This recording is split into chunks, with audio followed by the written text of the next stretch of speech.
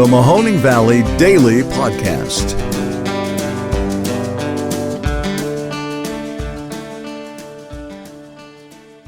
Hello, everybody, and welcome to today's episode of the Mahoning Valley Daily Podcast. My name is Ron Cabuno, and I'm your host. It is October 26th. Thank you very much for tuning in, my fellow Youngstonians, my fellow Polandians, Polandites, Canfieldians, Austintonians, and of course, let's not forget our Boardmanians, our Board Maniacs.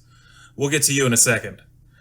Anyways, I wanted to let you guys know that you really should check out yesterday's episode with Mr. Chris Stanley. It was a fantastic episode. We talked about critical race theory, the good, the bad, the indifferent, the ugly, everything you can imagine, at least what you could fit into 20 minutes. It was really cool. Check it out.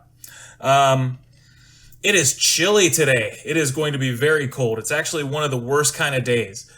I don't know if you are with me on this, but the worst kind of day is when the hottest point of the day is at like midnight and you could just see the temperature plummeting as the day goes on. That is not how it's supposed to work in my book. But we will persevere. Just make sure you bring that extra coat, jacket, or undershirt on your way to work today.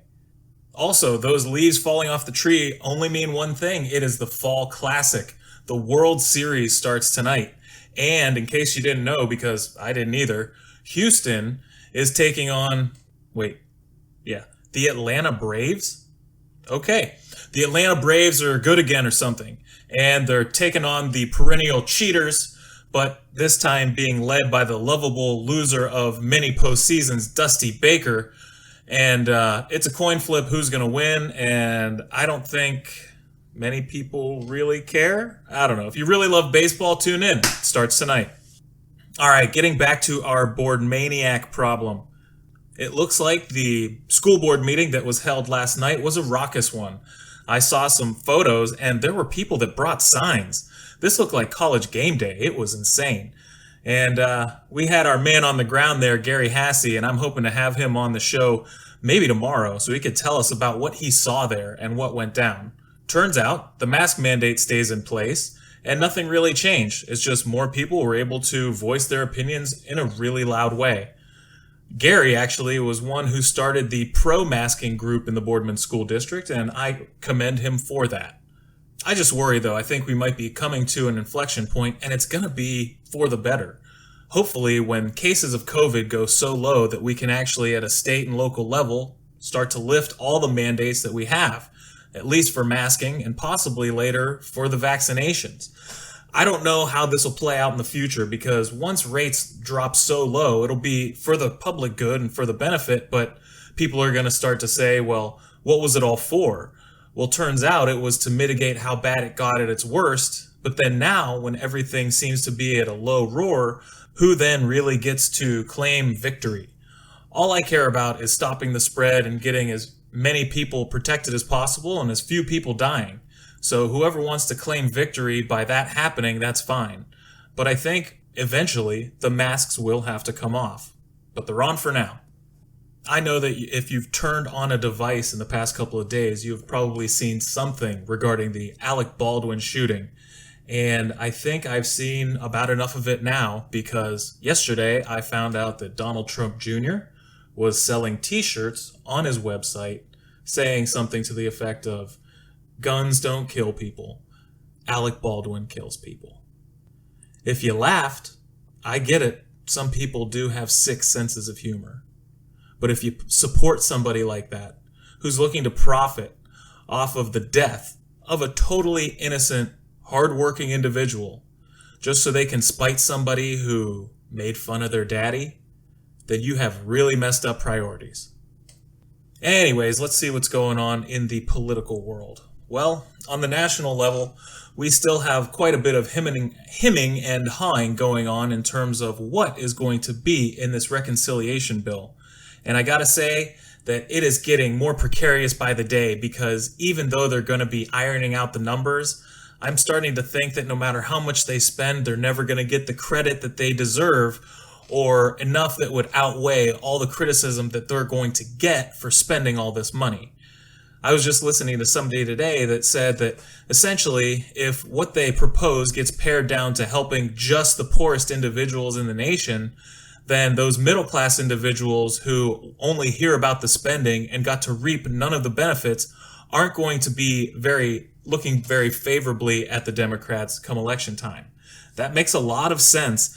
And you got to wonder if they should go high instead of going low, only to appease people on a budgetary front, in the short term, as opposed to actually let them see tangible benefits that would probably help them at the polls later on, not to mention benefit all those people. Really interesting, and that's yet to be seen. I would really like to take a deep dive, or at least try to explain everything that is in this reconciliation bill, just so we can talk it out amongst ourselves sometime this week. So look forward to that. Lastly on the show today, I just wanted to talk about the Independent Redistricting Commission that put forth some maps that eventually got challenged by the Democrats and are now sitting at the Ohio Supreme Court. The independent commissions were something that we voted on as Ohioans in hopes that we were going to get non-gerrymandered districts to vote in. Well, it turns out that there's a lot of wiggle room in the constitutional amendments that were put in place, and Republicans are trying to take advantage of that. For example, in the Ohio House of Representatives, the Republicans right now have a 67-32 advantage currently. But with their new proposed maps, they say they will change their advantage to only being 62-37. So 67-32 to 62-37. Sounds like they're, kind of doing something in terms of keeping things more fair. That is, until you realize that the combined percentage for statewide races was only actually a 54 to 46% difference favoring the Republicans. Which then, of course, would mean that their 62-37 is still very far skewed from the actual numbers that you're seeing reflected at the polls. The Republicans are doing this because the clause said that they only have to reflect voter preferences within the last period since the last census. And that could mean anything, because they decided to use their highest percentage year as their benchmark instead of a mean average. Essentially, one year they did really, really well at the polls versus the Democrats, and they decided to use that as the measuring stick as to how they wanted to accord the House seats. The constitutional amendment was supposed to focus on reflecting voter preferences, and as you can tell, that proposition is not coming close to where the numbers actually lie. And you need to look no further than people like Frank LaRose and Governor Mike DeWine in seeing that they're not too happy with these propositions either. They were hoping for something that would be a little more straightforward. So we'll keep an eye as to how this all shakes out. But I just wanted to say that it's really unfortunate to see this playing out, especially after we voted to have things done as independently as possible. Because if there's a system that's available that would keep partisan gerrymandering out of the drawing of the maps, we certainly haven't found it.